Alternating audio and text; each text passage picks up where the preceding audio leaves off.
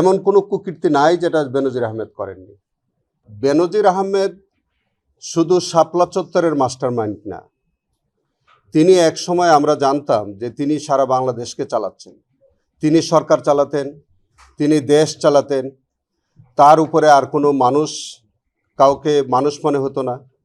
তার যে দমভক্তি, তার যে বডি ল্যাঙ্গুয়েজ, তার যে ল্যাঙ্গুয়েজ, সব কিছু মিলে তখন বাংলাদেশে একজন মানুষকেই আমার মনে হয় কোনো কোনো জায়গায় শেখ হাসিনার চেয়েও বেশি পরিচিত ছিলেন বেনজির আহমেদ।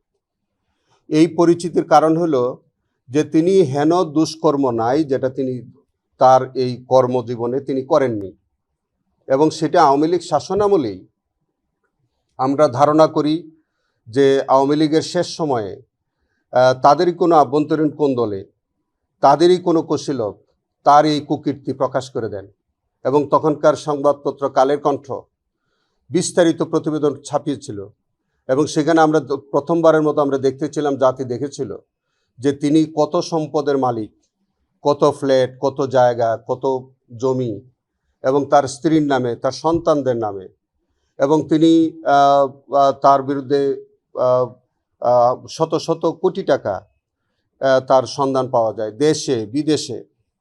এমন কোনো কুকীর্তি নাই যেটা বেনজির আহমেদ করেননি। তো সেই কারণে বেনজির আহমেদের বিরুদ্ধে তখনই দুর্নীতি দমন কমিশন মামলা দায়ের করেছিল। তার বিরুদ্ধে ইন্টারপোলের মাধ্যমে রেড বা কালার কোডের যে ওয়ারেন্ট, যেটাকে আমরা রেড নোটিশ বলি, সেই কালার কোডের নোটিশ পাঠানো হয়েছিল। ইন্টারপোলের মাধ্যমে আমরা গতকালকে দেখতে পেয়েছি তিনি গ্রেফতার হয়েছেন।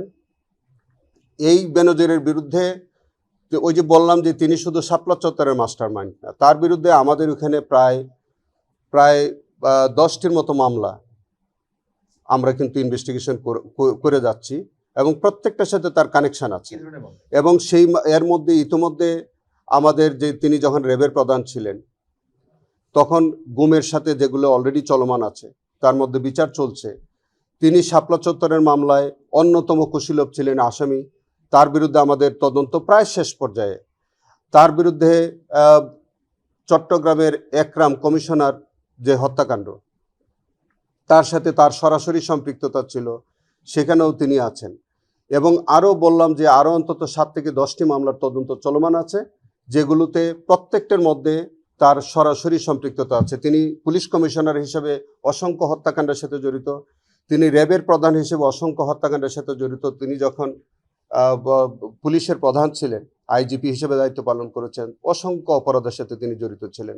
তিনি আরও যেটা জড়িত ছিলেন, বাংলাদেশের ইতিহাসে যে কয়টি বিতর্কিত নির্বাচন হয়েছে তৎকালীন ফ্যাসিস্ট সরকারের আমলে, প্রত্যেকটি নির্বাচনে তার বিতর্কিত ভূমিকা ছিল। এবং তিনি দমভক্তি করে বলতেন যে তিনি পুলিশের তার এই যে নানান প্রক্রিয়ায় যে একটা অবৈধ নির্বাচন করার যে অন্যতম কারিগর ছিলেন বেনজির আহমেদ। এই দেশের গণতন্ত্র নস্যাৎ করবার জন্য হাজার হাজার মানুষকে বিনা বিচারে নিরপরাধ মানুষকে হত্যা করার দায় সহ অসংখ্য দায় তার বিরুদ্ধে বলতে হলে আমার তো মনে হয় যে একদিন লাগবে যে শুধু তার বিপক্ষে এত আমলনামা তার। তো যাই হোক, আমাদের এখানে তার অনেকগুলো মামলা তদন্তাধীন, বিচারাধীন আছে। আমরা তাকে যদি বাংলাদেশে আনা হয়, আমাদের এই ট্রাইব্যুনালেও তাকে আনা হবে। যেগুলোতে বিচার চলছে সেখানে হাজির করা হবে, যেগুলো তদন্তাধীন আছে সেগুলোতেও তাকে রিমান্ডে নেওয়া হবে এবং তাকে জিজ্ঞাসাবাদ করা হবে। এবং তার বিচারের ব্যাপারে আমাদের ট্রাইব্যুনাল সর্বোচ্চ কঠোর হস্তে এই বিচারটি সম্পন্ন করা হবে। ইতোমধ্যে সরকার আইনি ব্যবস্থা গ্রহণ করেছে। আপনারা দেখেছেন যে যেহেতু দুবাই সরকারের সাথে বা আমাদের সংযুক্ত আরব আমিরাতের সাথে আমাদের কোনো এক্সট্রাডিশন ট্রিটি নাই, কিন্তু আমাদের কূটনৈতিক সম্পর্ক আছে। ইতোমধ্যে কূটনৈতিক সম্পর্কের মধ্যে দিয়ে আমাদের যে পারস্পরিক সহায়তা ফ্রেমওয়ার্কের আওতায় কূটনৈতিক চ্যানেলে বাংলাদেশ সরকারের পক্ষ থেকে যে কয়টি ওয়ারেন্ট আছে সেগুলো দিয়ে সরকার ইতোমধ্যে ইউএই সরকারের কাছে আবেদন করেছে তাকে বাংলাদেশে ফেরত দেওয়ার জন্যে। এবং এটা আপনারা জানেন যে ওখানকার একটা প্রসিডিউর আছে যে তাদের 30 দিনের মধ্যে আমরা যখন কোনো এক্সট্রাডিশনের আবেদন করা হয়, সেখানকার প্রসিকিউটরের কাছে সেটা উপস্থাপন করা হয়। প্রসিকিউটর এটা আপিল আকারে তাদের আদালতে উপস্থাপন করে, আদালতের অনুমতি সাপেক্ষে সেই বন্দীকে ফেরত পাঠানো হয়। তবে একটা শর্ত থাকে, সেটা হচ্ছে যে আমাদের সরকারের কাছ থেকে তারা একটা অঙ্গীকার নেয় যে তাদের কোনো নাগরিক যদি একইভাবে আমাদের দেশে গ্রেফতার হয় ভবিষ্যতে, তাহলে তারা যে সহায়তা আমাদেরকে করে যাচ্ছে, এখন করবে, একইভাবে যাতে আমরা তাদেরকে সহায়তা করি। আমরা চিঠি দিব। ইতিমধ্যে আমরা সরকারের কাছে আমাদের ওয়ারেন্টগুলোর কপি আমরা দিয়ে দিয়েছি, এবং আমরা বিশ্বাস করি যে আমাদের যে পুলিশের একটা সংস্থা আছে যার মাধ্যমে রেড নোটিশ পাঠানো হয় বা কালার কোডের নোটিশ পাঠানো হয়, আমরা অলরেডি আমাদের ওয়ারেন্টের কপি তাদেরকে দিয়ে দিয়েছি। আমরা বিশ্বাস করি যে হয়তো ইতিমধ্যেই আমাদের পক্ষ থেকে কুয়েত সরকার সংযুক্ত আরব আমিরাত সরকারের কাছে ইতিমধ্যে অনুরোধ পত্র দেওয়া হয়ে গেছে।